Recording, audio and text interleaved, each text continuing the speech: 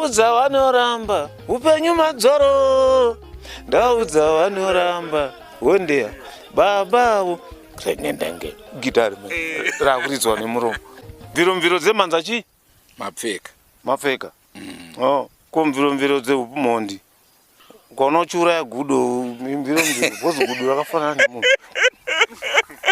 Damba refu riri kuuya ndererokuti ndamboti chiba yemvura nehove ndo title album but mviromviro dzeumhondi kuuraya bheni. Mviromviro dzekuba kuba shuga yamai wako mumba. Mviromviro dzeurombe kuputa mbanje ndo panotangira kudzenga ipapo. But ko kunwa munonwa here? Aiwa unata nyanata azvotokanganwa zita. Aiwa munonwa type ipi yedoro? Kaso amuri wekachaso? Daikamwa ndiri kumusha kuno hakuna. Handakakurira zvangu kumadziva. Ndakakura ndichinzi Mario Mpanguri. Ndini munhu waana akachinja zita nesenemu. Mainzi Mario Mpanguri. Ndakazonzi Paradza MS. Chii chakakuchinjisa izita? Amene zvaitika. Ndichazozvitaura muchikamu chinotevera. Asi nderenyu here zita iri? Nderangu. Ndinoimba but ndoimba zvangu dzimwe dzacho ndakapeta rurimi.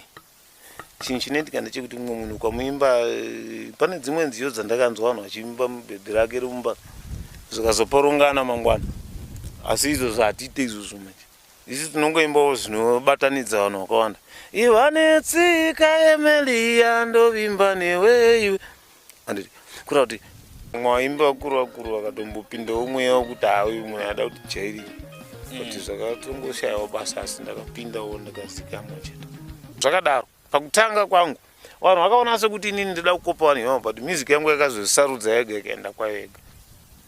Zvokuti kana ndikaridza nhasi munhu anotoziva kuti ndiparo Njerama kakahiu ndobva ndati injerama ndo pakatangira zita rangu. Itori zita rekagomo katoriko karenji ukama uripo ndewe zita chete but senemu yedu futi yakasiyana. Yangu ina MESI yalaino ina MESI plus iye ndewe kuSpain ini ndirewo kuZimbabwe. Pane kasongo karutaro kuti Zakeo. Inini ndine song yangu ndini ndakatanga kurekodha song iri pana zviri pachena. Handiti pane kajeki kanoti